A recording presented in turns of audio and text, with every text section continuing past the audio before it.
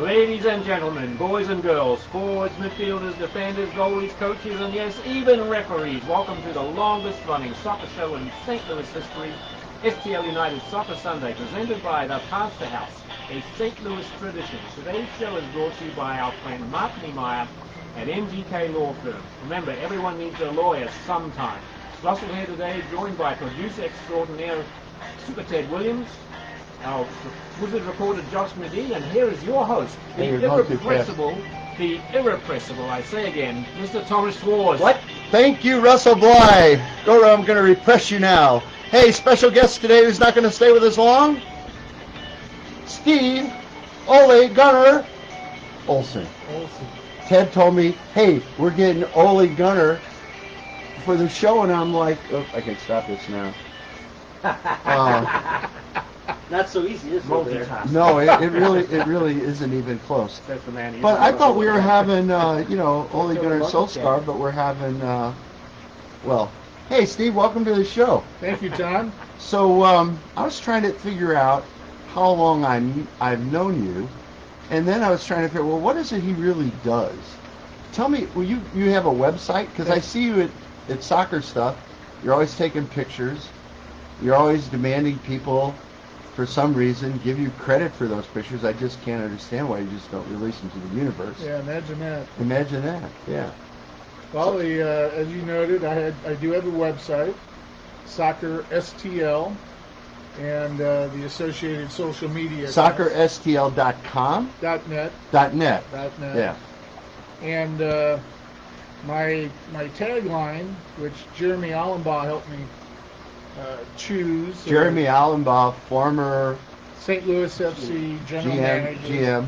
GM. Previously Springfield Soccer Club general manager, and that's where I met him back in 20 years ago. And it's covering club, college, and high school soccer. So I cover the locals. Yeah. I leave the international stuff to guys like you, and I just focus on what the local kids are doing. Yeah, that's really cool. And tell me about your website. Well, it's something I first put up in 2005, back when it was called blogging. Yeah. Right, and it was an interesting opportunity for me because I had just started. I'd been helping Glendale Soccer with their season coverage, doing that end of the year type of thing. Glendale Soccer, like Glendale where we are now? No, down in Springfield. Oh, okay. Down in Springfield. Okay. And my nephews graduated, and it was like, well, there seems to be some interest. Let's try something else. I moved here in 1974. Wow. And maybe you can tell me, I've been reading the newspaper for 40 years now. And I don't remember ever reading anything about the St. Louis Stars, even though they were in their heyday there in the middle 70s. Right. Not that I was a soccer fan. At the time, you mean? At the time, you were looking for coverage in the Post and the Globe. Well, I wasn't looking for it, but I had moved here, and I've been a camera geek since high school. I got a Nikon camera. There you go. Yeah. And it turned out the first part-time job I picked up here was as a freelance photographer for the Suburban North Journal. Huh. Now the St. Louis High School sports site. Okay. And being the young kid on the block, they were sending me to the high school game. Sure. So I'm covering Aquinas, and I'm covering McClure North. Some great soccer. Altros won a state championship the year we moved here. Wow. Coaching McClure North. Wow. Rosary, just down the street with Don Ebert. St. Louis Community College. In fact, I attended Flow Valley for 2 years. Oh, Pete Sorber. And Steve Petcher was my age. He was there those 2 years. And so it's like, this soccer stuff's kind of interesting. So you didn't really have an interest in soccer until somebody started paying you to do it. Well, and I went to high school in Hawaii, so I surfed. Oh, okay. And then I moved here, and it was like, And so, in fact, when I transferred from Flow Valley to Rolla. When you say you moved here, and it was like, Yeah. Okay. Right. Spend a beat or two on that. On the Hawaii thing? Well, no, that you moved here and it was like, Right. Well, it's... A lot less water. Well, my career was in high tech, Okay. sales and marketing. And so I had numerous opportunities to move to California during the course of my post-college career between 1980 and 2010. And I never did because I consider myself a Midwestern guy. I like the seasons, I like the trees, etc. So where did you grow up? I'm an Army brat. Oh. So I was born in Everywhere. Bayern. I was born in Munich. Oh, yeah? I went to high school in Honolulu. And when we moved here, I was 18, and it was the 12th city I had lived in. Wow. Uh, You had lived in 12 cities. 12 different cities. And that was during Vietnam? No. Well, my dad served in Vietnam in '68. Okay. So we lived in Minneapolis that year. That's his home. Okay. In fact, he lived about 4 blocks away from Lake Street where all the riots happened. Wow. And the church that he got married in was 1 block off of Lake Street and about 3 blocks up the road from that police station that got trashed. Wow. So and Whoa. he was in Korea as well, so we spent a year in Minneapolis that year because my mom, we were close to her family then.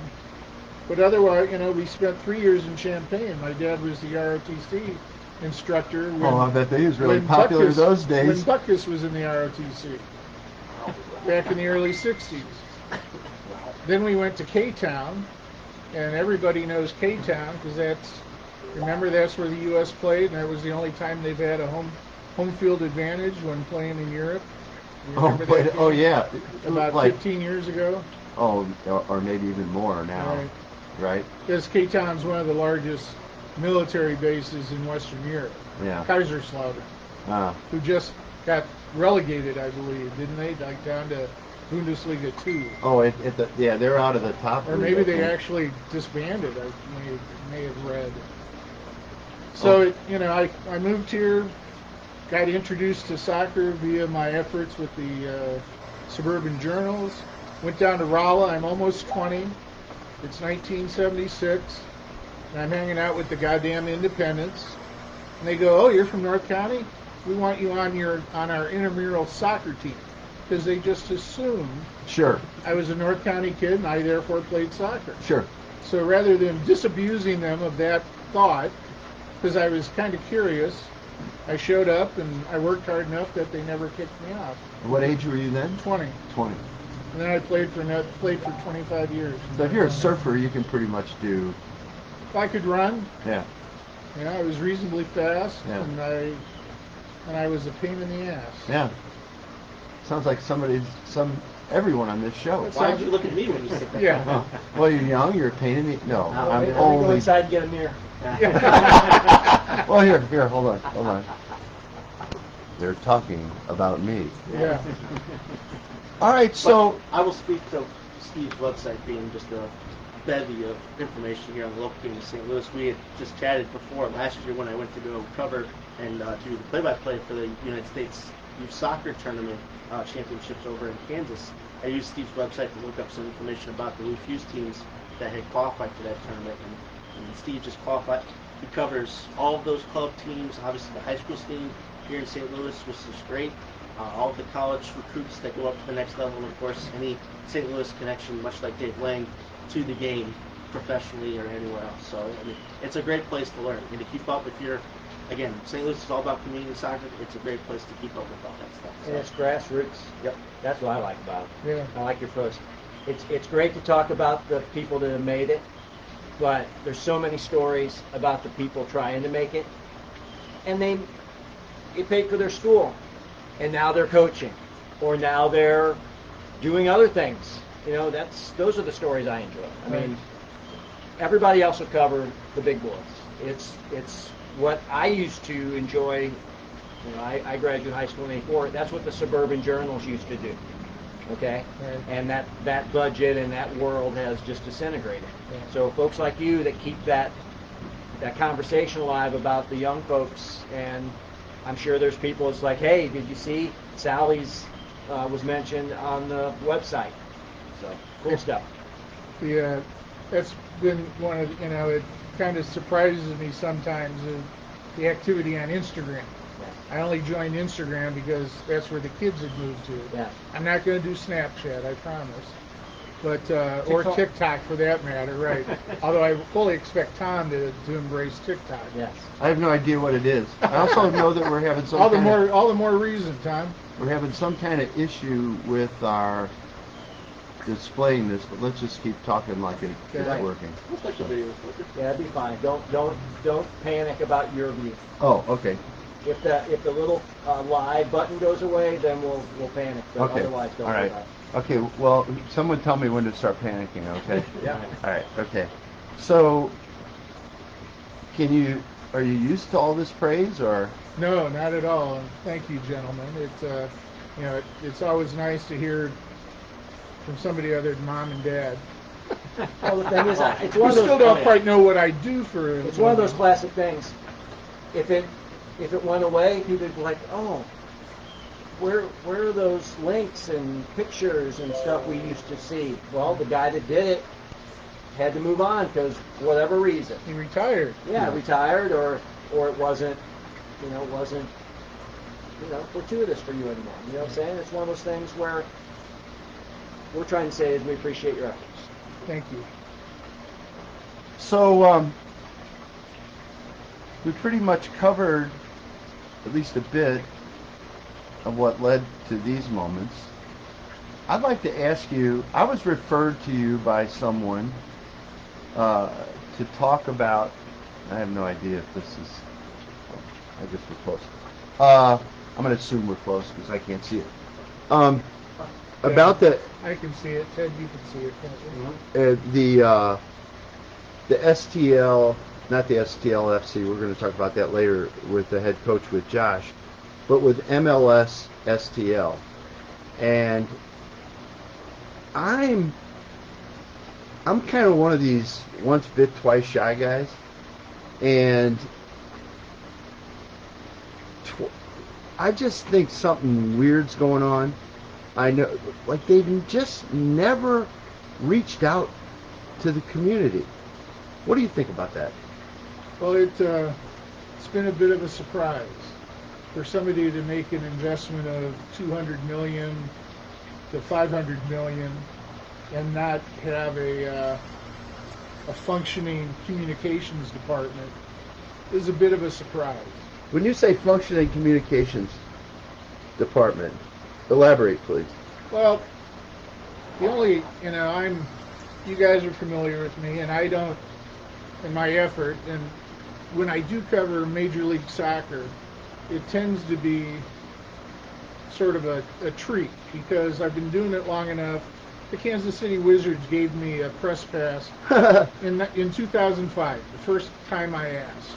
And I went up there, and in fact, I had a young man in the journalism program at Mizzou who they gave me 2 tickets to Arrowhead, and he would come home from Mizzou, attend the game with his girlfriend, now wife, 3 kids, and oh, by the way, he's the chief communications officer for Sporting Kansas City now. But that was his route, Kurt Austin, right. based on their generosity in trying to Right. grow grow the fandom. And it was here, yeah. So I'm down in Springfield. I asked Chris Thompson, who's now the VP of Marketing, 15 years later, if he'd approved me, and they said yes right away. And I'm in the door, and I'm taking pictures, and I've got a guy writing for me on a regular basis. It's been a fruitful relationship ever since. Compare that to St. Louis, where I attended the original announcement. Yeah. Right, and You mean the one down at that funky place? No, not that one. There was before one, that. Yeah, there was one just before that. Yeah. And I had an opportunity to meet their PR guy, and I handed him a card, and I said, "Would you please put me on your media list?" 0 communication from that point on. Yeah. And in fact, the only reason I got into the formal announcement when Garber was here was because the friend of your show, Vinco, Yep. knows me well, and Right. Vin had access to that list, and he put Right. me on the list. Right. So thank heavens for personal relationships, but the professionalism needs to develop further. I think it comes across like they don't care. And that I could mean, very well I be think the case. of the big events they had were fantastic. But at the last one, when they had everybody there, and Ozzie Smith and everybody was there, I got the feeling just something wasn't right, And hopefully, no one hopes they're wrong more than I hope I'm wrong.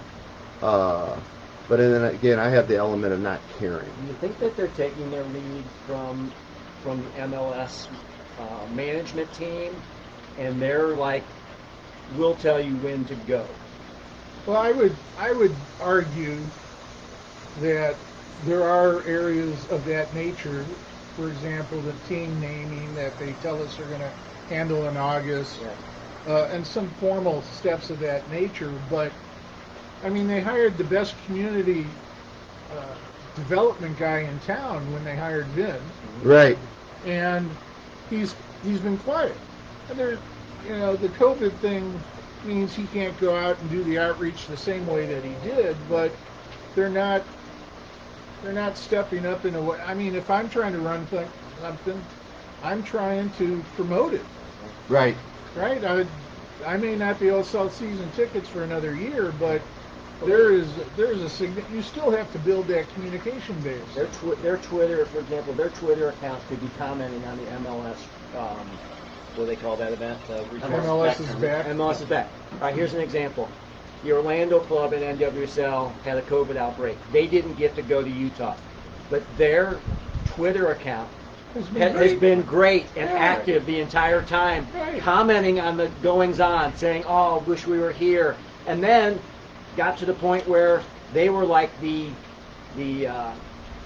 spokesperson. Well, no, the jinx. If they chose your team to win, everybody that they chose for each match was losing.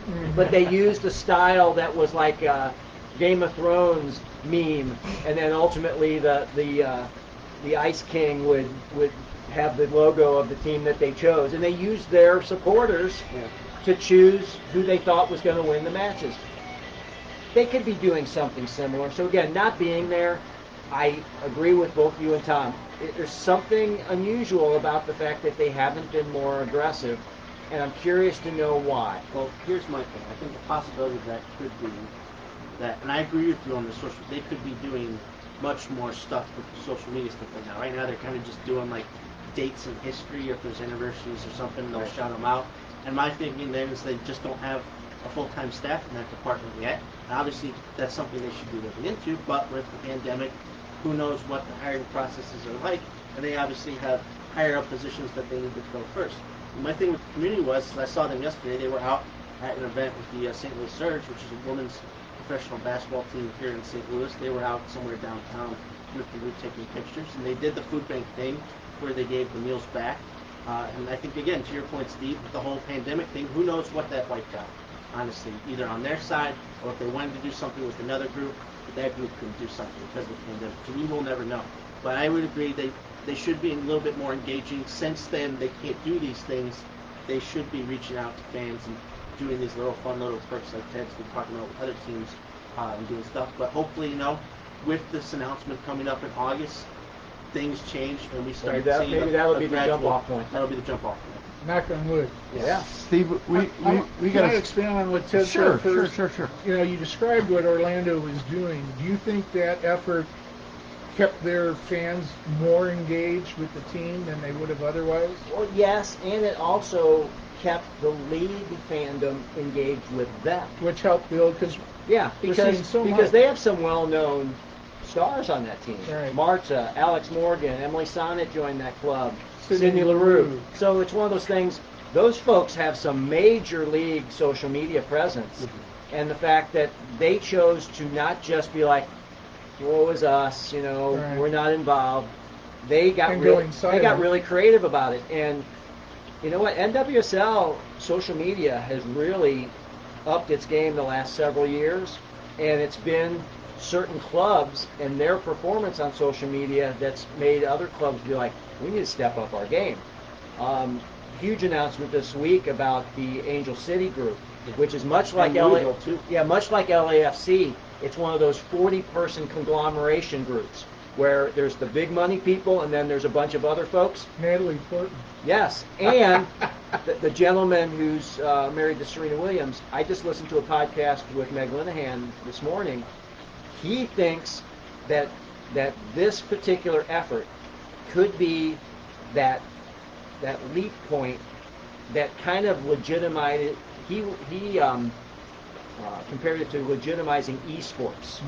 That he thinks that the people involved in this group have the wherewithal to really put women's professional soccer on the map and get it more mainstream on the coverage side. Well, they better just make the decision that it's all going to be about TV, at least for the time being. Hey, Steve, we're into our Time window. EPL Right. window here. So, He's got to leave or something. well, You got about 5 more minutes. Right? Oh, Yeah. okay, all right. Anything else you want to share with Yes. us? Well, you were going to ask a question before I went back to Ted. Do you recall in this COVID Don't time? do that to him. Don't do that. How long ago was that? I have a question. All right, Josh does. Josh has got a question. Steve, since you cover the local scene so much with the club, high schoolers and club soccer, obviously this is a big time for club teams, and obviously the youth soccer leagues and tournaments are hoping to get back underway here. What have you been seeing in these restarts of these leagues with these kids? What are your thoughts on development and how things are going to get back underway? Think it'll return to normalcy? Wow, that covers a lot. Yeah. You So- go wherever you want to. with Right, it. just starting at the whole, will they get to go out again? I think, everything I see is that more and more. I have a sister and 2 nieces that are school teachers, and quite frankly, I'm frightened as hell on their behalf that they may end up having to go back to school. 2 of them are in the Francis Howell School District. My sister's down in Springfield, and so given that that's the case, it's hard for me to say we ought to open up club soccer as well, because we're one world. We're not. You can't isolate as much as Dan Buck wants to tell you that we don't have anything going on within youth sports. Well, youth sports isn't actually testing. They're relying on self-reporting. And if you're paying thousands of dollars to your club and you're going to have to sit out for 2 weeks if you self-report, who's going to self-report? Nobody. That's what Dr. Rick Lehman said on several interviews. That Right. we're relying on young people to admit Right. that they're feeling that way, and their parents, who in some cases are hoping that Johnny or Jane get that college scholarship. Right. It's a loaded. It's ripe for people not being on it. To Okay, the other point, hey, go on. guys, it's time here. All Russell, right, this next segment is brought to you by Katie's Pizza Pasta Osteria, located on Manchester and Rock Hill and on Clayton Road in Town and Country, offering contemporary, fresh Italian food in a casual setting. And I think I hear something else. I heard they have pasta at Katie's. Thank you. Thank you, George. Safe travel, sir.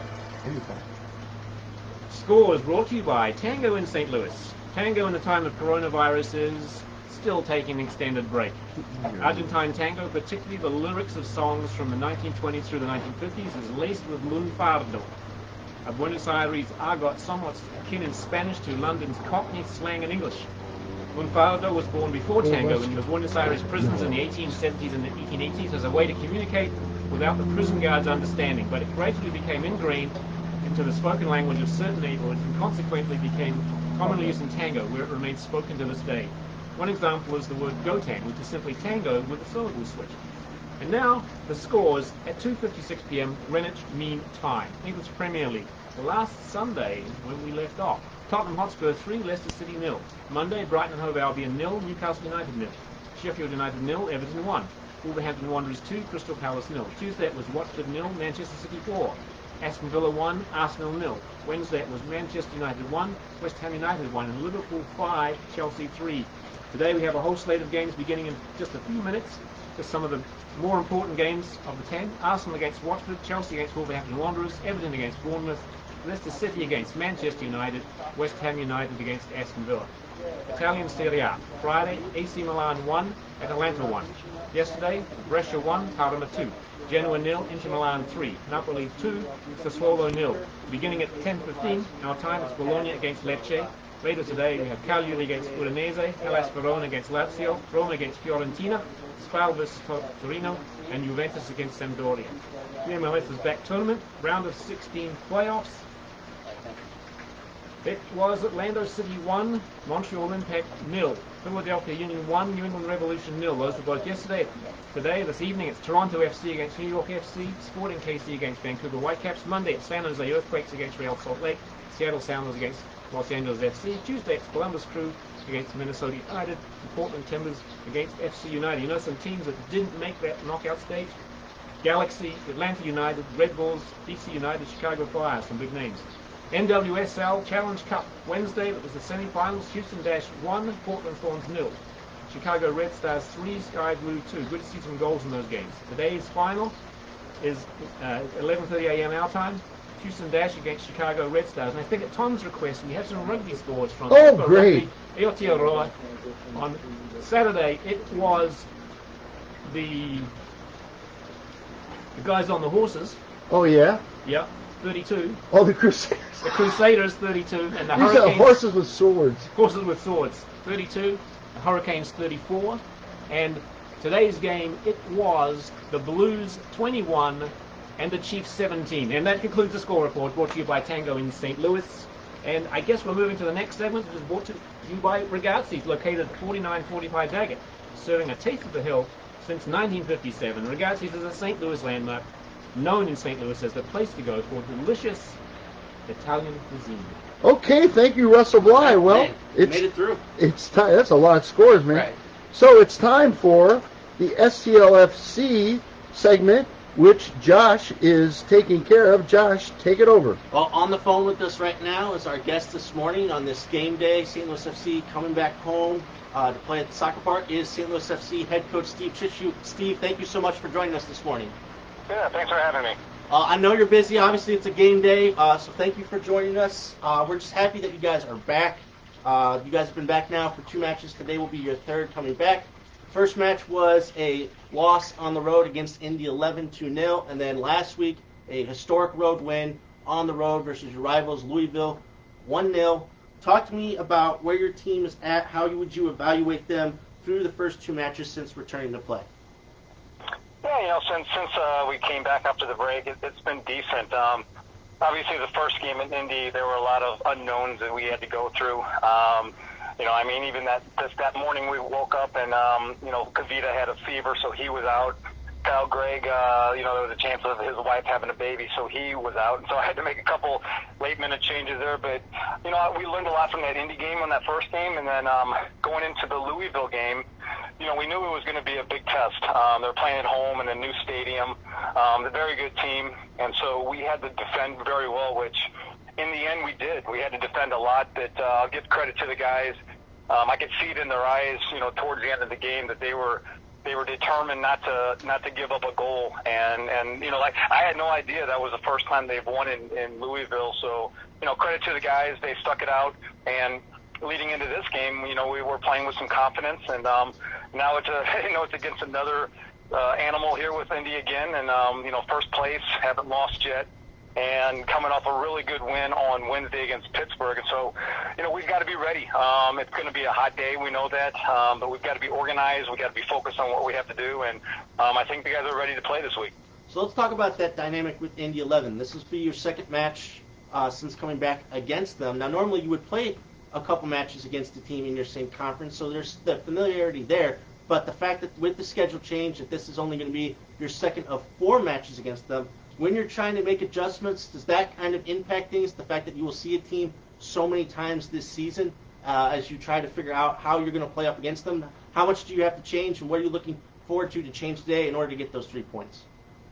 Yeah, we learned a lot from that first game against Indy, and then also some of the things we needed to improve on from the game in Louisville, and we worked on them this week. I think the guys are ready. We're gonna possibly change tactically a little bit on how we're gonna play, and how we can take advantage of some of their weaknesses and take care of their strengths. And so I think we got a good plan coming in. But we know this is Indy's third game this week, coming off a game Wednesday night in Pittsburgh, and so we have to have a good start to the game, make sure we're in the game, and just be organized and put a little bit of pressure on them. Coach, looking at the totality this year, I've been telling people I've not seen a coach in his first year of coaching a team that has had to deal with as much chaos as you have had. Coming into St. Louis FC, you were brought in originally as the academy coach, and then were eventually uplifted to head coach once Coach Poulos left. And then, of course, you have the preseason working with players that you didn't really have a chance to bring in. You win that first match. There's all this great celebration. And then the season gets abruptly canceled, and you have to work your players through the off times period just to get to this point and have the play restart. How have you been able to deal with all the chaos, all of the changes, and all the uncertainty in your first year as head coach? Yeah, there's a lot of uncertainty. Yeah, but I went through a lot of uncertainty in 5 years in Colorado Springs, so it's not really a whole lot different to me. But the guys have been great. We had things going pretty well in the preseason, and took that into that first game. And obviously, we tried to keep the guys engaged while we were away, they've responded well. We don't have our full team back yet. Like I said, Greg's going to probably miss today again. Sam's got a little bit of injury. Oscar Umar, he's got a small facial fracture, so he's got a mask, and he's just started training this week. And so, we're still not at full strength, but what the guys did, previously in the games, it's been tremendous. And I just can't, I can't say enough about them. And today's going to be a hard game. We know that, but what I've told the guys is, if we're going to be the best, we got to beat the best. And obviously, Indy right now is probably the number one in the whole league, and we've got to be ready for them. They've got some fantastic talent on the team. I mean, Tyler Pasher is on fire right now. I think he scored in 5 or 6 straight games now, and so we've got to make sure that he's taken care of. They do 2 things very well. They're very good on attacking restarts and in transition, and so I think the way we're going to play today will hopefully take care of especially the transition. But also on the attacking side of it, we're looking to be able to keep the ball a little bit more, which the last couple games, that's kind of been one of the faults we had, is we've given the ball away too much. And so Wallfall is going to be back in today, and with his leadership and his feet in the midfield, I think we're going to hopefully be better in the possession type. Coach, speaking of the roster, we saw last week a couple of academy players make the bench for you versus Louisville. Obviously, with the time off and the pandemic, I'm sure that has affected them in some big ways as well. What are your plans for some of the academy players? How has the change in format and the time off affected what you hope to see from the academy? Yeah, well, we had Kyle Gettenbacher he made the roster last week just because of number-wise. We just needed him there. We have a couple other guys training with us. We still haven't signed them yet, and so they're really not roster eligible. But these guys have been performing well, and we're looking at depth. Nishi Velasquez came in last week, and he did a tremendous job because guys aren't 90 minutes fit yet, so we've got to be able to utilize all five subs, and they've got to come in and add to the game. So we've got to look at all those different situations, but for the most part right now, guys are coming in and doing the job. And I like the depth of it. Now as soon as we get everybody back healthy, it's going to be some hard decisions on my part, but that's good right now because we've got a lot of games coming up. Next week we'll have 3 games, and so it's going to take the whole depth of this team to get us to where we need to be. Coach, I talked to Tyler Blackwood midweek about expectations coming into the season. This was a club that had high expectations, even with you coming in as coach, making the playoffs, and hopefully challenging for a cup. Even with the change in format and the scheduling, I imagine making the playoffs still in one of those 2 spots from this group is the priority. But how do all these changes affect those goals? What will need to change differently here with this format instead of the elongated season that you guys were going to have? Yeah, well, our goals still don't change. Our first goal right now is to make the playoffs, and obviously it's a very tough conference that we're in, and it's what I've told the guys last week. You know, everybody's kind of written us off because of Indy and Louisville in our conference, but what I've told the guys is, hey, we have nothing to lose here. We've got to go out and prove it that we're going to be one of the top two in this conference, and I think last weekend was a first statement for us, and now today there's got to be that next one, and it's gonna show a lot that after the result today of where we stand, and we just got to go in with the confidence and play, and get the 3 points. I told the guys that, hey, we win all our home games, and we can win a couple more on the road. We're in the playoffs for sure, and so this is just the first step right now, and we got to take advantage of it and win the game today. Coach, we'll get you out of here on this. This is your first home match back since that opening win versus Miami in March. There will be some fans in attendance. What are your hopes for the atmosphere, not just for today, but for the rest of the season? And also, if you have a message to fans who can't make it, who won't be able to come out, what are you guys hoping to accomplish, and what are you guys hoping for the response from the fans? Yeah, I mean, we want to put on a good show and show the supporter groups that we are a team to be reckoned with, and I'm sure it's going to be full to as much capacity as they can get today. And we want to put on a good show. We want to win the game. Have our celebrations, however that might be. But we want their support. We just hopefully everybody's safe. I know it's a pain, but everybody should wear their mask out there, and so we can keep doing this. There are some teams that aren't able to play with fans in the stadium.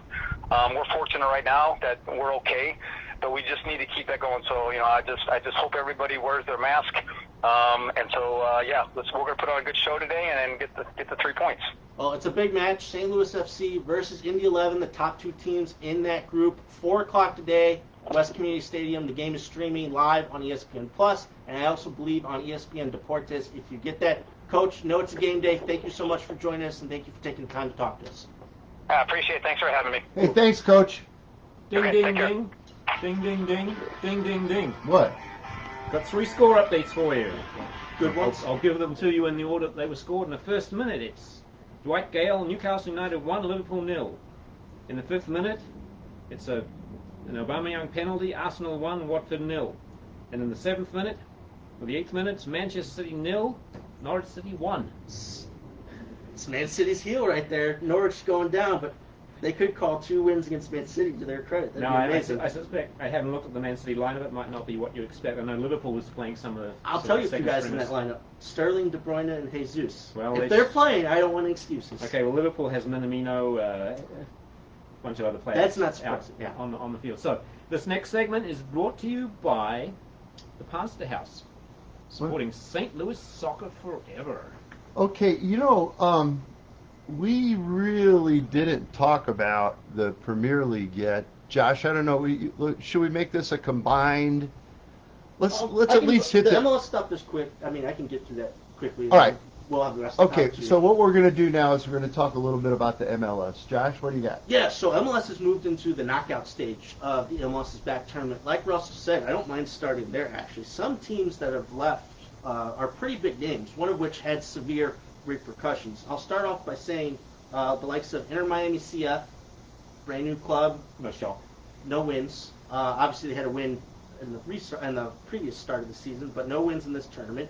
LA Galaxy, Chicharito got hurt after the first match, and they weren't able to really get any momentum. Like you said, Red Bulls is a big name. DC United was a playoff team last year. And Atlanta United, who went winless, led to the firing of their head coach, Frank de Boer. This is a team without Joseph Martinez that just doesn't have any teeth in attack right now. They just can't seem to be all that way focused. Defense wasn't letting in too many goals. But of course, you had that match versus Cincinnati where they had 2 guys sent off by the end of it.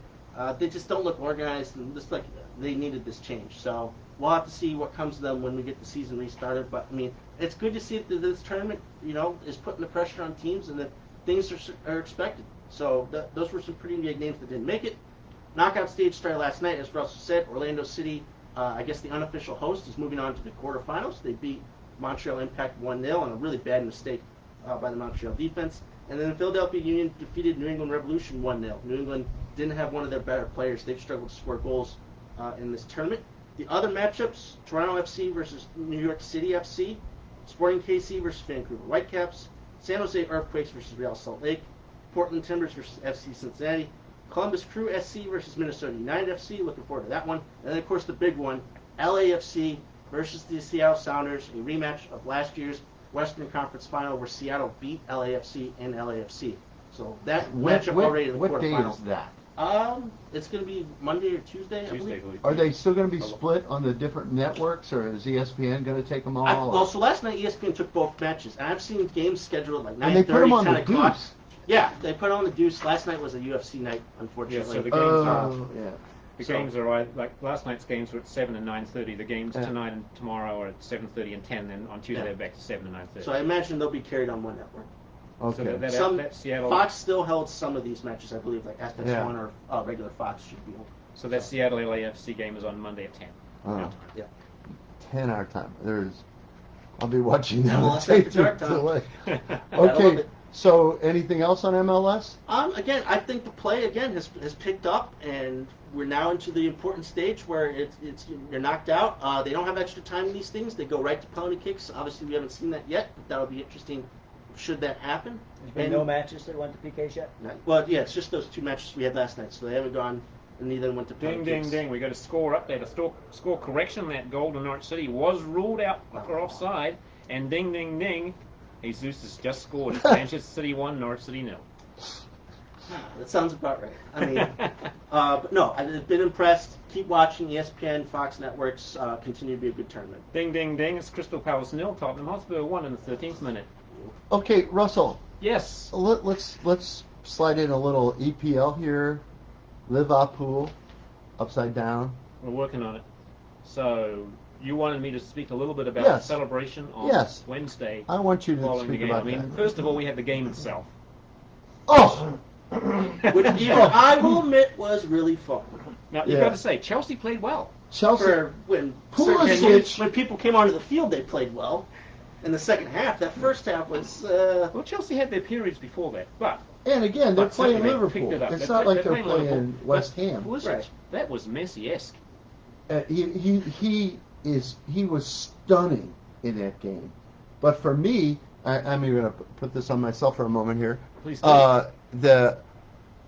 I rewatched several times the fifth goal of Oh my Liverpool. goodness, the sweeping counterattack. Alonso, I don't know if he was involved in the giveaway, but I followed him on the replay. He sprinted from the box to the other box. I mean, full out, run as fast as you can. Along with the guy from Liverpool, whoever it was, he was... Oxley Chin. Okay, he was trying to mark. When he hit the box, he hit the brakes momentarily, in which microsecond Chamberlain got the pass and scored. A man who does not hit the brakes. Oh wow! It was great. One-time hit in the goal. I mean, that was amazing. Oh, it was a really fun. So you even thought it was a fun game to watch? It was fantastic. I think. I mean, again, Liverpool. You Thank didn't you, know what Ted. was going to be like. You know, it's a day of celebration. That's either going to mean, hey, we want to look good on our day of celebration. Or, hey, we've won the title already. We're going to celebrate. We got champagne ice in the locker room. Who cares? Honestly. I mean, but they came out, and to their credit, they were in it from the jump. And again, it took them a little bit, but the goals came flying in. Every one of those Oh, my things God. was either just a great shot from outside the box. 5 goals and like 7 shots. Yeah. It was unbelievable. Which again, So ding, ding, ding. Sorry to interrupt this, but this does have some consequences. Everton 0, Bournemouth 1. wow. who So knows? again, why is that significant? If Bournemouth win and West Ham and Watford lose, Bournemouth will stay alive. They Boy, have a I love chance. this. That's what they got to do that first. They got to win. They So got to win. That that's a doesn't good mean start. nothing without Yeah. winning. But to Chelsea, to your guys' point, a lot of times, sometimes you need like analytics, or you need to point stuff out. People are like, "This is why so and so changed the game." It was in your face from the moment he came on. Along to their credit, Tammy Abraham and Tom Hudson-Odoi, that they were So I there recall, to was change the game. Pulisic a sub? Yes, he was a Oh. sub. Came on 2 minutes later. He was had on the assist. bench. Oh, my we are God. told because he was hurt, but he didn't play in the FA Cup You think match it's because over he's on the weekend. market? He's not on the market. No, Not after the and not- season he's he's not had. out. He's not on the market now. Correct. I mean, Exactly. So he comes on, completely changes the game. At 4-3, when he scores that goal, I'm thinking to myself, Game on. Well, no, we got this. I was 100% confident we were going to tie it, we would get the point that they needed, and we were going to move on. But again, as we have seen with Chelsea, the defense is just not anywhere close to where it needs to be. No. The main thing on that goal you're talking about, Tom, was on the other side of the field, Jorginho, who is world-renowned for getting yellow cards. He's had a suspension this year because of how many yellow cards he has.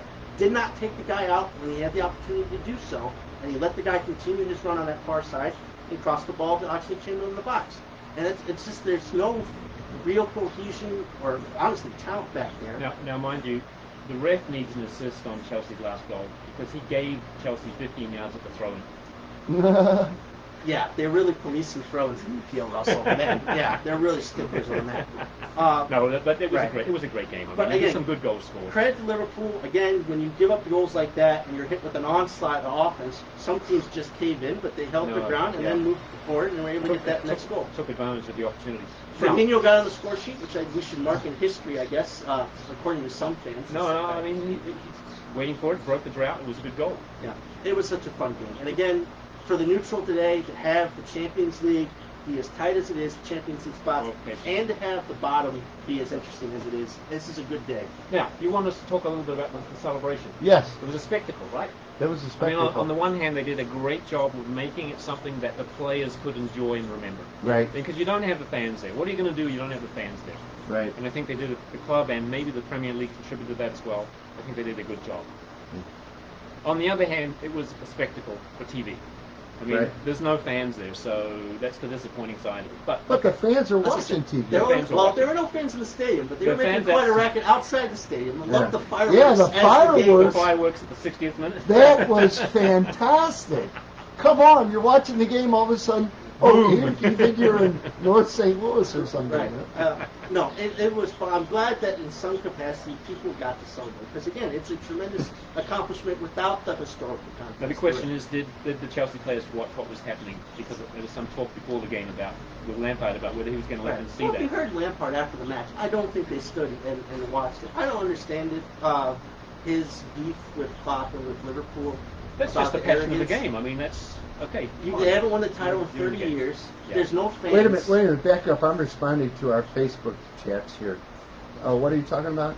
Lampard was very, I don't want to say controversial, but he was very assertive in his criticism of Liverpool after the match about their attitude and about celebrating the Premier League. Yeah, I was shocked, honestly, but they had the argument in the match about certain foul stuff. Right. The foul before the Alexander-Arnold free kick was a little questionable, and I think that's what really set things off a little bit. I could see both ways, but that's kind of what set things off. And after the match, I guess Lampard took umbrage to all of the celebrating. But again, there's no fans. They have to up it up. He was a teammate of John Terry. Yeah. The guys got drunk and congratulated 9/11 terrorists. So it was a little out of character. Obviously, he's mad because the loss was huge. Yeah. They couldn't really afford to do that. Right. But yeah, it was a little weird. And the way they lost, I mean, you felt they were back. Yeah. I felt that there was another. My favorite score in soccer, 4-3, because it shows both teams are going after it, right? Yeah. Right. And so I'm thinking, I don't think it's going to end this way. And to think, it was. But I thought it was 3-0 at one point, and then it was 4-1. You're like two different 3-goal leads. Suddenly turned into a 1-goal game. So again, that was brilliant. Now, as I was saying to Josh before the show, and hopefully results turn out this way. What did I say about Chelsea at the beginning of the season after the second game? What did you say about it? I said Chelsea will be okay. Yeah, and they are. And they'll be okay as long as they get through today. At this current time, as the results hold. But yeah, I mean, again, how could you ask for anything? Right now we got the Leicester City Manchester United game on, which, by the way, again, as has been the theme the whole season, in the previous line of matches, all three of these teams dropped points. Yeah. Right. No one has come out and staked a claim to a spot. You know what I think it is, Josh? Remember last year when the United made that great run when Ole came back? Yeah. Right? And we went on a run, a really great run, but they ran out of juice. Mm-hmm. And in watching them, I'm kind of glancing at them today, but Fernandez, it's like he's lost a half a step. Pogba gets the ball taken away from him, at the 18-yard box. I mean, come on. Right. That doesn't happen. Throws his hands up in front of his face. Throws his hands up. I mean, that cost them the position. It basically did in that match. The players you mentioned, I've seen that too. I think with Mason Greenwood, Right. I'm looking at him as just from a developmental standpoint. His actions are still good. He's still getting in dangerous spots and is still providing goals. I think Marcus Rashford's their most informed player at the moment. He seems to be doing a good job of scoring and providing good setups. But yeah, we've just reached that point where, the games and matches have really caught up to some of these teams. Yeah. And, some injuries have come into play as well. And we're at the final day here, and things have got to get going for both these clubs. Today, again, just for people watching, anybody who wins gets their spot. Chelsea, United, Leicester, they got to win. But if certain teams draw, like United and Chelsea, they would still get in. So that's because they have a point lead on Leicester. Okay, Ding, Russell. ding, ding. We have one more score update. It's the 21st minute. Burnley 0, Brighton and Hove Albion 1. Jeez. That game Thank has you, next to no meaning. Russell. Okay, Ted. Going to talk about the women's game as Yeah. you do. I did. Okay, NWSL Challenge Cup final is today. Chicago Red Stars are not a shock. If you looked at entering this tournament, some would have predicted the Red Stars in the final. As Nope. you did. Maybe I did. Can't remember Oh, now. yes, you did. It's been a blur. Not many would have predicted Houston Dash. James Clarkson, second-year coach in Houston, is doing a lot of good things. By all accounts, not only are they a talented club that's starting to gel, but their team culture has really come together this year. And lots of the top players on the club are giving James a lot of credit for that cultural shift. His system, his philosophies are finally taking hold. It doesn't hurt that he's a Brit, and one of his co-captains is a Brit, Rachel Daly, who's having a great tournament. I don't know what the top player in this event's going to get. If it's the golden ball, she will probably walk away with the golden ball if they win today. If they don't win today, someone like Bianca St. George for the Red Stars, if she has another big match today, she could walk away with it. Chicago is riddled with injuries. Their injury report today is about 7 or 8 deep, including the former Morgan Bryan, including Casey Short, outside left back. But they still have Alyssa Nair in goal, and they still have Julie Ertz. And they have the core midfield, which is Vanessa DiBernardo and Calaprico. And they're a solid club. I just don't know if they're going to be able to score. And Houston has more firepower up front. I'm excited about the match. My wife Leslie has been really understanding these last 4 weeks. 4 weeks. As far as 4 weeks, 4 decades. As far as just letting me enjoy the matches. Okay. There's been a match at noon and a match at 9 p.m. throughout this event. And thanks for just letting me enjoy the match, and basically said, look, after today, I don't know when the next professional women's soccer match in North America is going to be. Let me pose this question to you. It's a two-way question because obviously, even though it's a shortened season, this cup and again the stakes to it are as important as it would be a normal season. It would be a normal championship run. If the Houston Dash win today, what does it mean for them or any player or coach on that team? If the Red Stars win today, what does that mean for any player or any coach on that team? Well, the Red Stars have been on the cusp of winning championships for years now, back to the Lori Kalupny days. They just can't win the big one. So it would be a huge step forward for them to win an event. Houston, it would really be the long-awaited arrival of a club who had such high hopes associated with the Dynamo. Great facilities. The way that the initial, other than the timing, the way that the initial expansion draft was handled, they had it. But, in hindsight, the choice of their first head coach, not sure if it was the right person at the time. Ding, ding, ding. We have a score update, 25th minute. It's Arsenal 2, Watford 0. Okay. which is important because, again, if Watford right now tied with, why am I blanking? Aston Villa on points for the relegation battle. So, and right now, Villa, I assume, are still drawing with West Ham. With West Ham, yes. Yeah. Okay, so NWSL Challenge Cup, it's on Big CBS today, 11:30. If you can't watch it live, hit your DVR. It's going to be a hard-fought match. Both teams really, really want to win this thing, and it's kind of come down to which team really is enjoying being together in this bubble and who have handled it the best. Because there's been some teams that have been more talented that you get the feeling that maybe, I don't know, maybe mentally some of them were ready to go home. Big news this week. The group called Angel City. Quite a presentation. Yeah.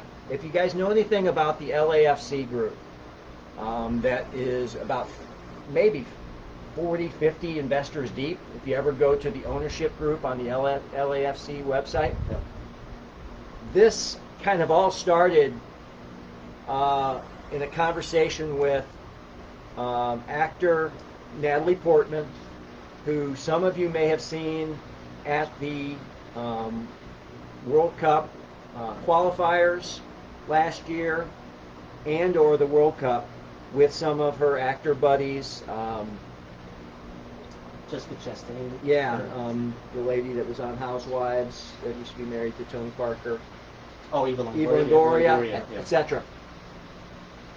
She has hooked up with some venture capitalists, one being the gentleman that Serena Williams is married to. Who was also involved, I believe, not just her husband, but was she involved? Yeah, in Serena Yes. and their daughter. Yeah. Okay, the 2-year-old, the youngest professional sports owner ever. There you go. Anyway, they are looking to not make this just about adding a franchise to NWSL, but raising the cachet of women's professional soccer in North America and the world.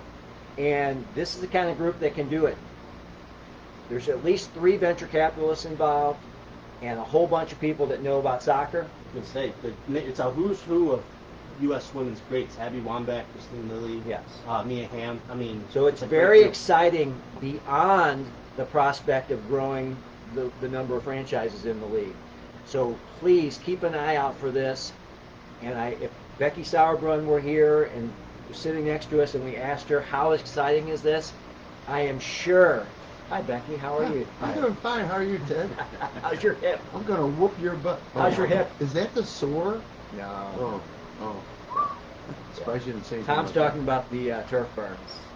The turf burns from the field in Merriman, the USL club field that they played on all the preliminaries. But they've moved on to grass. They moved on to grass, thank goodness. But like you were saying, with this group, obviously the names are going to be a big deal. I was also impressed with Louisville's announcement over the past couple weeks that they'll be getting Team 2. If you've seen their new stadium and what they've been doing with the USL club, and the women's team is going to tack onto that and keep going, this is a great, couple of additions to the NWSL to raise the profile. Well, no doubt. And at some point, I would love for us to be talking about the fact that we're going to have an NWSL club. Ding, ding, ding, guys. Score update. Yes. It's Southampton 0, Sheffield United 1. And I it. think... What does that mean? Nothing. Nothing. Okay, Sheffield blew their opportunity to challenge for Europe. So. Yeah, they kind of disappeared that day. Okay, we are anticipating a call from a... Well, let me just say this then. This okay. next segment, which on the log says Edmundification, is brought to you by Pietro's, located at 3801 Watson Road. Pietro's is a family-owned Italian restaurant that has served generations of families since 1960 with quality meals at reasonable prices, Tom. A reasonable price. Plus, they're great people. All of the people were... It's kind of like Edmundo, quality service at a reasonable price. As I said, family-owned restaurant. What do you expect? No, it's nothing like Edmundo. Are you ready to talk about pasta? We're the opposite of that, in my opinion. Well, those longtime viewers, listeners, etc., might have noticed that we're missing a somewhat familiar and quite frankly annoying voice in today's show. Are you there, annoying guy?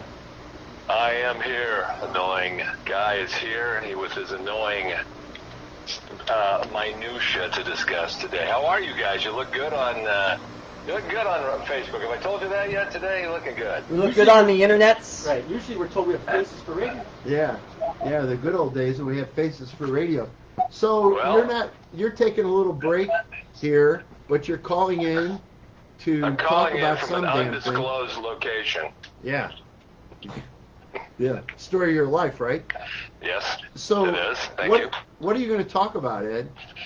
Well, Tom, I'm going to talk about, for reasons that are somewhat obscure even to me, I have become sort of gone down the rabbit hole on looking at the way that rock and roll made its move from sort of ritual dance music, a la Dick Clark's song review. It's got a good beat. I can dance to it. I'll give it a 95.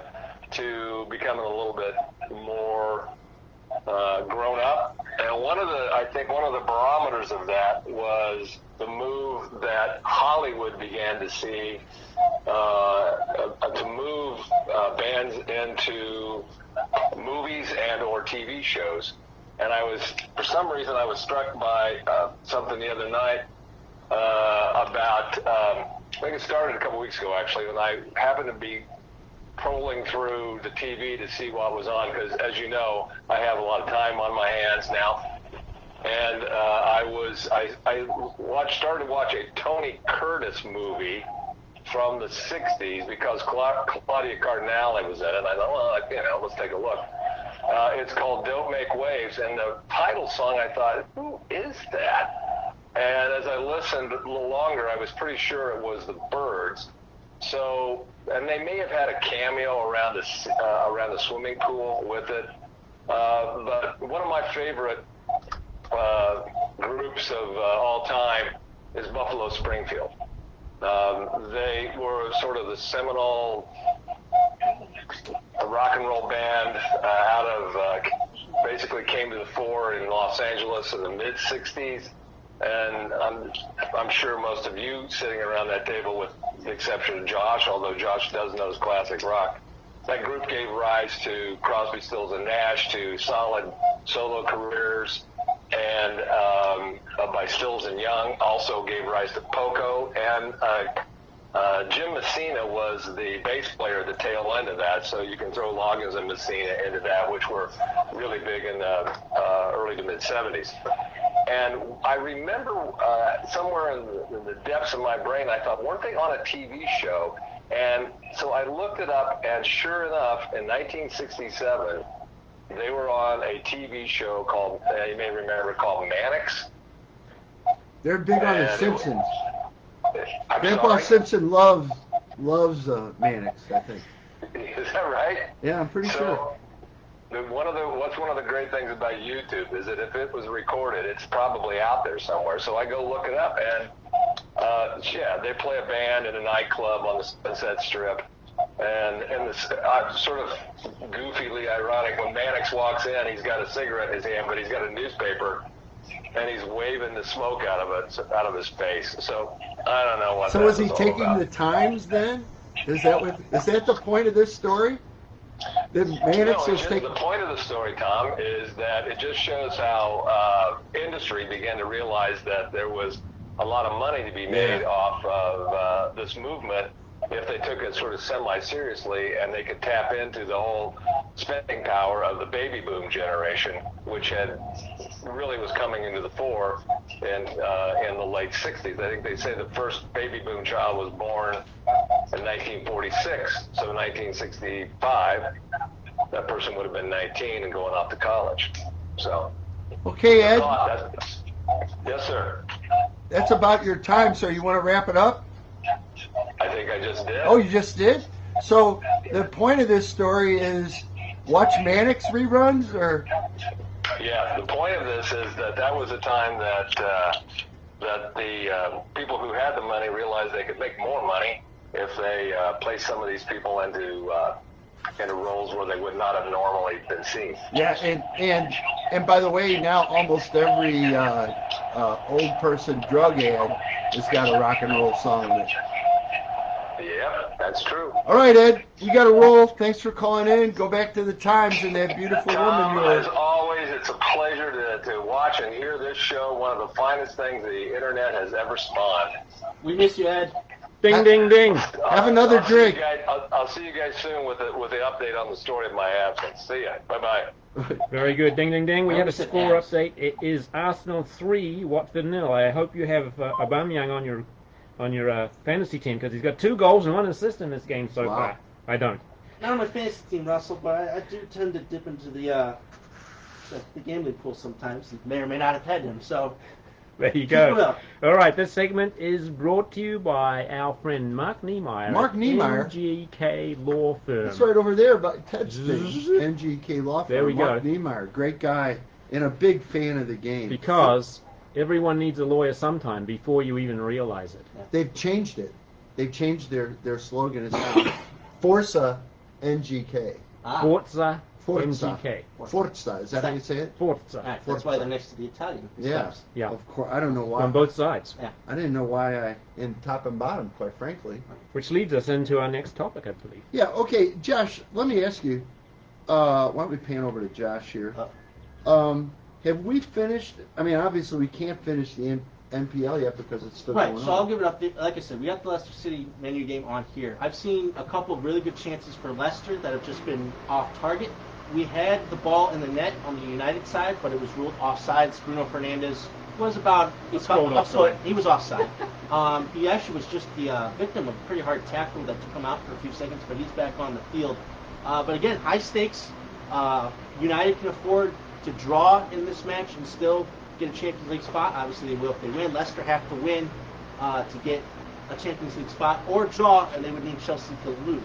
And then obviously in the Chelsea match, which is still 0-0, I believe, Mr. Scores. We do have a score update. Newcastle United 1, Liverpool 1. Okay, thank God not the other way around for me. But if Chelsea can draw, and if there's a draw or a winner here, they'll be fine. But they can't lose. So those are kind of the stakes for the Champions League race. And obviously at the bottom, like you said, Watford and Villa are tied on points with, I believe, Villa having a +1 advantage in the goal difference department. So it's neck and neck there. Not going to matter on current results. On current results, Bournemouth, though, if they can get lucky and get the other 2 teams to lose and hold the result versus Everton, they will escape relegation, and one of those teams will go down. So, again, it's action on both sides of the table. And the score for Liverpool was Virgil van Dijk. Wow. Huh.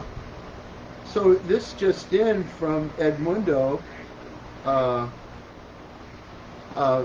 The video quality is graded by magnitude, and he says he loves the lawnmower in the back. It's a fan, you idiot. It is so hot. Otherwise, we'd have to poke somebody with a stick to make sure they're still with us. After a while. Jeez, that's unbelievable. Now, But is the video quality good overall, or is it when certain people are on camera? Especially when you're on camera, Josh. That's definitely not what I was referring to. well, it's better because we got a better computer. There you go. Okay, so anything else about Champions League. the Champions League? Yeah, I want to talk about the Champions League.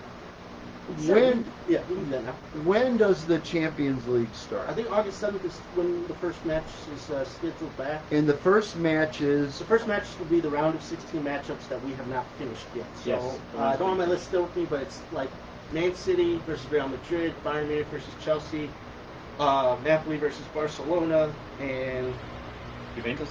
Juventus versus Lyon. Thank you very much. Those are the 4 that still need to be finished. News in that City matchup from Pep, who said that Sergio Aguero might be fit by the time that we face Madrid. So even more firepower for City to lean on along with that. And if not for goal that against- game, then at least when they go to Portugal. Correct. So we haven't seen him in action pretty much in 2020, honestly, from the injury that he picked up. Well, you're not going to put him on for 90 minutes in the first game anyway, Correct. are you? But he will be good if they need a goal, or just to go Yeah. get another goal in that matchup. The big news, Tom, the Champions League, which could have severe implications on one of these matchups, is what happened in the Coupe de France final this week. The Saint Etienne versus PSG for a trophy, so they're going to put out their best teams. But late on in the match, Kylian Mbappe, who everybody knows is one of the best, not just young players, but best players in the world, playing for PSG, was taken down by a pretty vicious tackle. One of those like scissor tackles where the cleat went right into his ankle. He went down in a lot of pain. There was a big brouhaha after that, where a lot of fisticuffs were exchanged. But the big thing was he came out on crutches and watched the rest of the match. He's a doubt for PSG's clash versus Atalanta, which, as we know, in the quarterfinals will be a one-off. It Right. will just be that one match. So they couldn't miss out on having Kylian Mbappe, which So- would be a huge loss. Okay, which are the teams that still have qualifying games? Right. City Madrid, City lead 2-1 right now on aggregate and away goals. Chelsea, Bayern Munich will win that. Lyon, Juventus is close. Lyon currently lead 1-0, but the match is in Italy. Yeah. And then Barcelona and Napoli, I believe, are 1-1, with Barcelona having the away goal. The match will be at the Camp Nou. So Okay, so all the games are going to be played where they were originally scheduled to be played without Yes. fans. yes. And then when we move to the quarterfinals, we move to Lisbon, Portugal. Okay, and that is about the 17th of August. Oh, So, well, yeah. you mean the 7th is the yes. makeup Yes. start. Yeah. 17th, mid-August to late Yeah. August Is will the- be is the quarterfinals. tournament. Yes, and it will be quick. There will be the one-offs for the quarterfinal, one-offs for the semifinal, and then the next week, instead of the normal couple weeks break, will be the final. So the semifinal and final will be played on back-to-back weekends. Yeah, so maybe it's a Tuesday, Wednesday, and then Saturday, Sunday. Yeah. And then the final one. It'll be quick. So have you given thought to, have you looked at the bracketing? Well, I've forgotten it, but I do know that one side of the bracket is going to be tough. There's potential that in the semifinals, go ahead, Russell. Ding, ding, ding, it's Everton 1, Bournemouth 1. Brutal. Then we could get a potential Barcelona-Juventus semifinal, which would be a Messi-Ronaldo matchup. A Messi, Ronaldo. A Messi. Did I ever tell you a story about our cleaning lady? She's really great.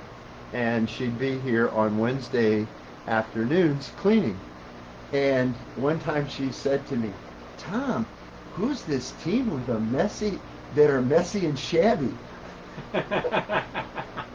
So, Messi and shabby. So she became a Barcelona fan. That's awesome. At that That's great. time. I love that. That's cool. Well, I mean, I don't know about Juventus. Juventus are not putting out their best effort currently in the Serie A. correct. And obviously Barcelona, having just lost Yeah, the Liga, have not exactly. been very good either. Yeah. That's a potential matchup. Man City is also on that side of the bracket, so imagine those matchups potentially with them. On one side, it's like Atletico Madrid versus Leipzig, and that winner, I think, would face maybe the Atalanta PSV. But Leipzig, wait, But Bayern Leipzig. Munich's Yeah. on the other side of Barcelona, is that right?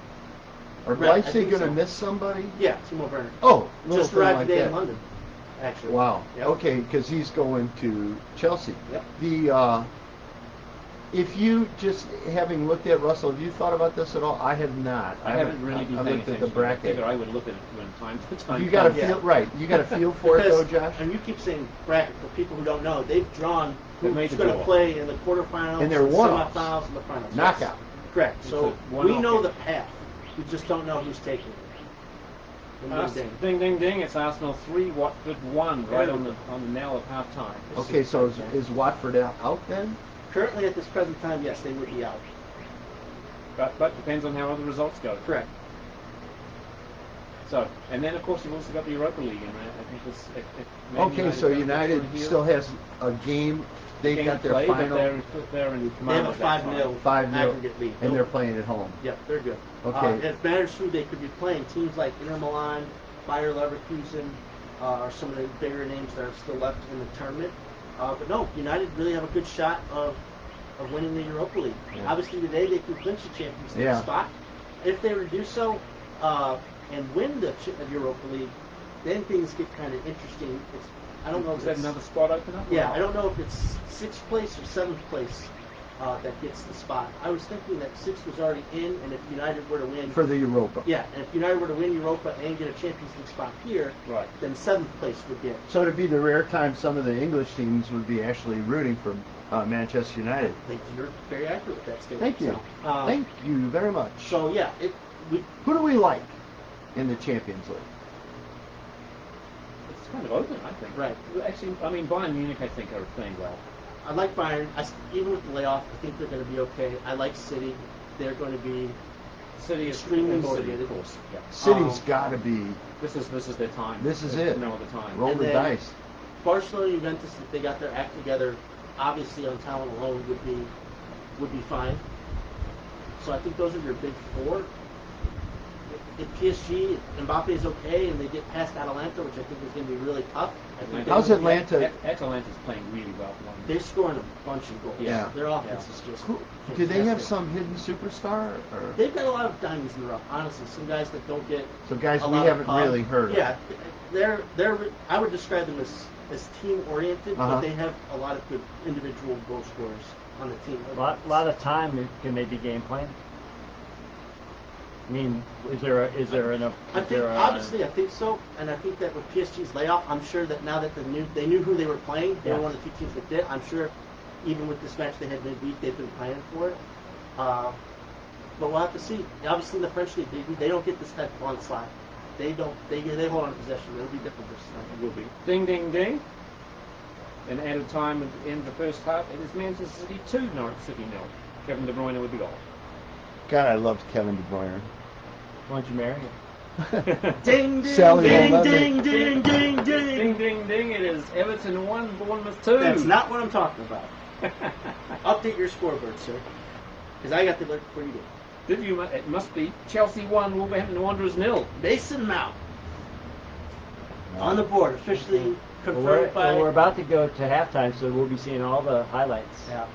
Absolutely, yes. Huge goal again because of Chelsea's need for a Champions spot, and also Wolves potentially today, if Leicester were to Tottenham, if the results change a little bit, Wolves potentially could get back in the Europa League. Even though they're still currently, I believe, in this year's Europa League. I don't That's think right. they've been eliminated No, yet. they're still alive. Right. Correct.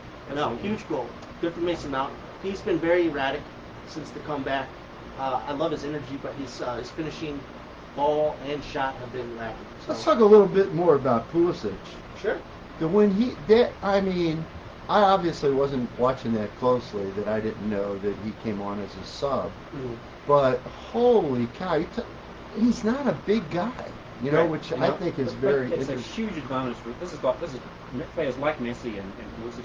They're not tall in stature, but they've got a low center of gravity, and they can change direction very I was quickly. gonna say, Yeah. They do that shoulder dip to get past Yeah. Yeah, guys. they lower the center of gravity and they go by people.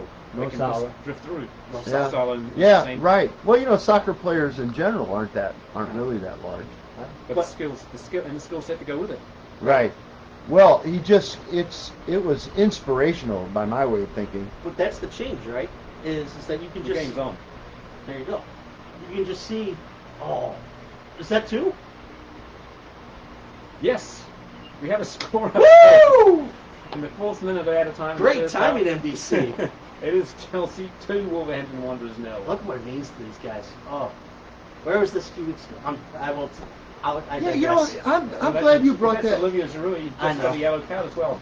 I'm glad you brought that up. Where was this 2 weeks ago? Because you look at Wolves 2 weeks ago were on fire. Well, yeah, know? they came back and won their first 3 matches. Yeah. United looked fantastic. And they've died off. I mean, part of it is they've had to change lineups because they've got Oh, to look get who it is him on the fired. ball right here. They've Christian played, Pulisic. they've played a lot of games. Oh, what a couple beautiful 21. passes. I don't know what the defender's doing there, but We're going to have to clip that off and make Josh a GIF saying "woo." He'll be the next. Maybe some peanut butter? He'll be the next Nature Boy. exactly. But back to your point about Pulisic, that's the change, right? Is when he first came in, and obviously the playing time and the adjustment to the league were a part of it, but he just never looked confident and never took on guys as much as he should, because that's what he does for the U.S. And now, of course, that's what he's been doing. What's up, Russell? Burnley won, Brighton Hove Albion won. Yeah, and by the way, the Chris Burnley. By the way, you're playing on a much different team when you're playing on Chelsea than when you're playing for Team USA. Correct, but because of the need, honestly, now Giroud has been great, Williams been great, but the need for offense to create offense has been there, and Pulisic has really jumped into that spot and taken a stranglehold of that. And you saw that not just in the Liverpool game; it's been in the theme since. Every time you coming see back. him come on, It's yeah, not bad. yeah. All right, hey, we've hit that. We're going to wrap things up maybe even a little early today because I'm dying of the A heat. little commentary before we leave. Yes, a little commentary. It's going to be your no, turn. there's only one scoreless game so far of the 10 games. You The one realise? we're watching. The one we were watching. Yeah. Okay, Ted. Could be Hi, Final people. segment. Speak to your peoples.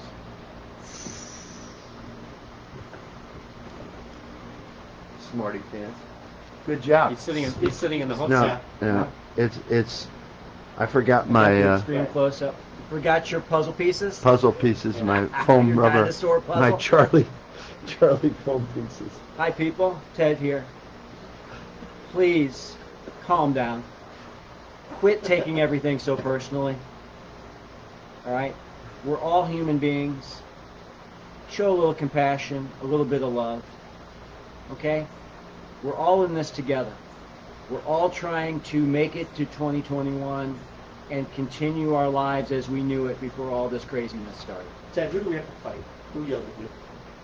Nobody's fighting.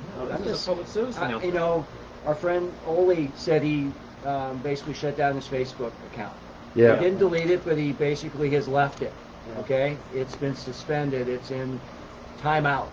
And I've decided to keep my Facebook associations a little closer to the vest over the years. And there's a few people that I choose to slide by their posts lately, but I still know the human beings that they are. Okay? When all this is over, we'll talk it through. But now is not the time. But in the meantime, let's be nice to one another. If you're at the store and somebody needs something on the top shelf, help them out. If somebody's struggling to get out of their car and get into the store, ask them if they might, want to hold your arm. If your neighbors, you know that maybe they're hurting a little bit because their particular profession is being impacted by this current situation as far as businesses that are open and closed or can be open at capacity or not capacity. If you're having a barbecue, say, hey, why don't you come on over? There's plenty. Things like that. So, anyway. Wear your mask if you do that. Yeah. Wear a mask. I mean, we're not wearing them outside here. We're Right. all 6 feet away. We're at 8, 6, whatever. Yeah. And we have fans blowing. And- But fighting over masks? And quit making Dr. Fauci a lightning rod for this. Please. He's just a guy that's trying to share the information that he knows based on his past experiences and the present facts. Yeah. And he's Remember when we respected that kind of thing? We Yes. respected how science works. Yeah. You come up with a bunch of hypotheses, and some Yeah. of them are wrong, and then you get better knowledge, so you improve what. And people in science don't go back to you and say, hey, your first hypothesis was wrong, so everything you say is wrong. No, they don't. No, and they say you've had your best shot at it. We've got better information now, so we're moving on to another We hypothesis. got better information. Okay. Without getting too in depth to it, nobody wants this. Nobody wants the country shut down on purpose. I get tired of hearing that conspiracy theory. Nobody wants. It stinks for everybody. Everybody wants this over with. I like what Ted said. I mean, this joke going around on Facebook, of course. So what's your 5-year plan? My 5-year plan is to get out of 2020. Yeah, exactly. So, Oh, yeah. To be think about what we've learned that we didn't know. At the beginning of this about this disease. I was thinking about this today. This isn't some sort of unseeable thing that is floating around in the air. Yeah, it is, but if it's floating around in the air, it ain't going to live long. It needs people to carry it around. So, and the evidence seems to point out that wearing a mask works. Right. yeah, You yeah, have anything to say, Russell? yeah, and that's. Well, I suppose I should sign off. So you tell. Well, no. I was going to say either you have something to say. I got stuff to say. Why you say your thing? Okay, again, great day of soccer. English Premier League rolls right into NWSL Challenge Cup on Big CBS. Rolls right into St. Louis FC, again, on ESPN Plus, ESPN Deportes. I'll be there. Excited to see live football again. Excited to see what this is going to look like with the fans. It's going to be different for everybody. We just all have to adjust to it. If you want to keep having soccer, make the adjustments, wear a mask, socially distance, and we're going to have a long season. The players are adjusting. Correct. If they're going being put through the ringer with not just being in harm's way, but with these precautions. We have the simplest precaution list. Just do it. And of course, then it would lead into the next MLS schedule. So again, great day. If the rest of the football day, soccer day is like the way the Premier League started off, this first half it's going to be. And also, I know some of us are huge baseball fans here. Glad to have the Cardinals back. Glad to see them winning. Excited to see the rest of the I watched season. baseball yesterday and the day before. That's how bad it is. Uh-huh. And I really enjoyed it. I have a hard time watching a whole baseball game anymore. Yeah. But I enjoyed watching it, and players are sure happy to be back. And God love them, they're athletes. They Yeah. want to compete. Yeah. And the fact that it took this long, it probably shouldn't have. But now they're back. Hopefully they can follow the protocols and they can keep it going. And we crown a champion, whether there's an asterisk or not. When it gets down to it, that competition in a best of 7 in a couple months is going to be fun. It always is. All right. Anybody else? Anything? Nope. Another good show. No, you have been listening to STL United Soccer Sunday. You gotta speak louder. You have been If listening. you want to end war and stuff, you gotta Someone's speak celebrating louder. the Chelsea Someone's- score over on the road back there. Yeah, Yeah. no doubt. I'm sorry, Next Russell. thing, we're going to have the fireworks going on. Yeah. Clearly. You have been listening to STL United Soccer Sunday here on Facebook, and you'll be able to see it on YouTube a little bit later. And that's it for now? Everyone enjoyed a beautiful game, Tom. Bye-bye. Hey, guys.